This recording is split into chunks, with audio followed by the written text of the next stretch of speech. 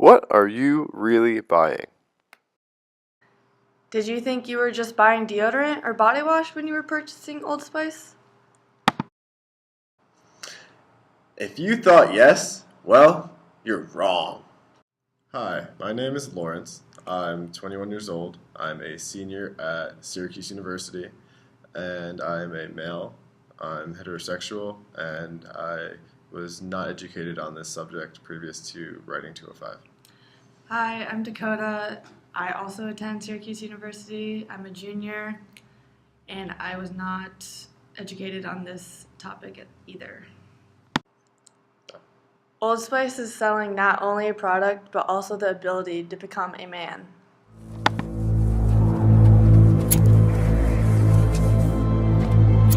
Adiós, muchacho.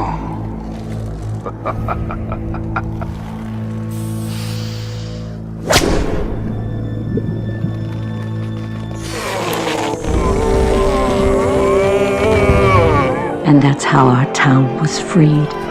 And I remember thinking this would make a strange deodorant commercial.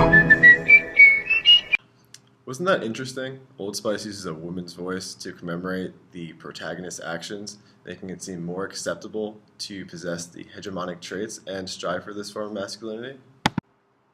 So why is this problematic in nature? Susan M. Alexander is a professor in sociology who has a PhD and whose expertise is mass media and gender. She states masculinity itself is constructed as a product available for consumption if one merely chooses the appropriated brand names. This is exactly what Old Spice is doing. They are constructing masculinity for those individuals who buy their products. She also mentions women and men read images of femininity and masculinity and then attempt to mimic them when giving gender performances. Through buying into Old Spice campaigns, men and women learn to model what gender identity should look like. But this is problematic and misleading since one should not have to prove being a man or being a woman in general. So by selling manhood through their product, Old Spice is modeling how masculinity should behave and appear like. This is problematic because most people aren't this way. Thus it reinforces anxieties when individuals don't feel like they measure up in comparison.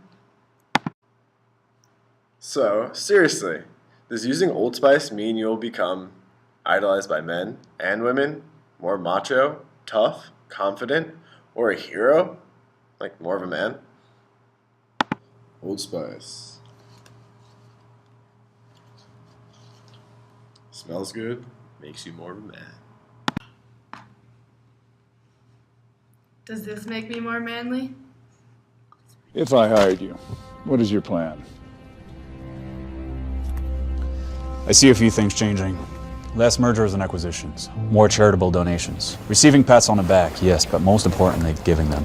Accounts, 401k, Linda? nicknames, luggage, saving the wildlife, retiring on top, letting boredom get the best of me, and then returning triumphantly. Smells like we're done here. Linda! In this clip, the protagonist is smelling the deodorant, which makes him more confident, determined, powerful, fearless, and assertive. Qualities reaffirming masculine privilege. Furthermore, Old Spice is selling this version of masculinity. And if he's a man, why should he need to be or prove himself to be any more of a man? Shea Tarrant, author of Men in Feminism, has a PhD in political science and is a professor in women, gender, and sexual studies at California State University. We do not realize it, but institutional practices and ideological beliefs about masculine superiority seem so natural that we've learned not to notice, said Tarrant. Because he is a man, he has power and can take what he wants. But we don't realize this is problematic because it normalizes men's power over women.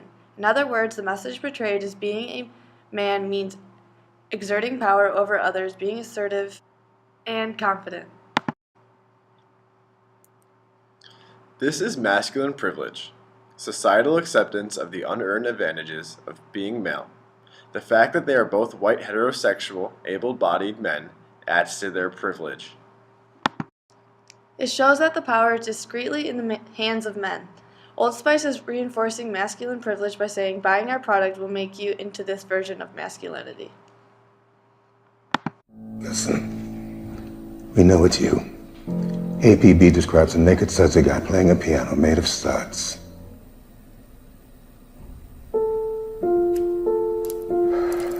Come on, man.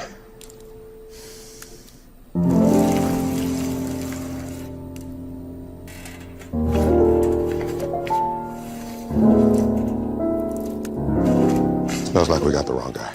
I guess purchasing this product will make you a man that can get away with anything, a man with privilege. Like the other versions of this commercial, humor is used to make the problematic nature of selling hegemonic masculinity more acceptable or invisible. Individuals are more likely to be blind to the reinforced masculine privilege and continue to perpetuate it. Gender identity anxieties are also reinforced when individuals fail to notice how this is problematic and they strive to become an Old Spice man. In Men and Feminism, Tarrant quotes Michael Kimmel, author of Guyland, stating men become afraid that other guys will find out that on the inside they're actually scared of not measuring up and being emasculated. Not measuring up would make us not real men. Individuals are buying Old Spice and a manhood to measure up to other males, and to avoid the consequences of being a sissy. Not measuring up gives them the anxiety, but these are unrealistic expectations, measuring up to a small population of stereotypical males, which nearly sets them up for failure and shame, only reinforcing everything again. What can we do about this? Realizing there are actual many versions of masculinity and what it means to be masculine can look very different. Masculinity comes in many forms and packages, influenced by personal predilection, stated by Tarrant. What else can we do about this? Well, Michael Kimmel states in Men and Feminism that boys and men face a complex social scene in which their attitudes, their relationships, their rules, and their rituals are shaped. But science-based explanations for behavior ask us to ignore these cultural and social influences. Has in it all the ingredients of how we define what it means to be a man. Now I also want to say, without a doubt, there are some wonderful, wonderful, absolutely wonderful things about being a man. Well, at the same time, there's some stuff that's just straight up twisted. And we really need to begin to challenge, look at it, and really get in the process of deconstructing, redefining what we come to know as manhood. So, Old Spice campaigns should instead look something like this. Come on, a six-pack? Who needs a six-pack when you got the nose? Or a nose when you got the suit? Now you don't need a suit when you got the moves. Or moves when you got the fire. Or fire when you rock those heels. And heels when you ride those wheels. Looks, man, who needs looks when you got the books? Or books when you got some balls? And who needs all that when you get the door? When you got the dough, the brains, the touch, the that's right. Who needs some other thing when you got your thing? Now work on it.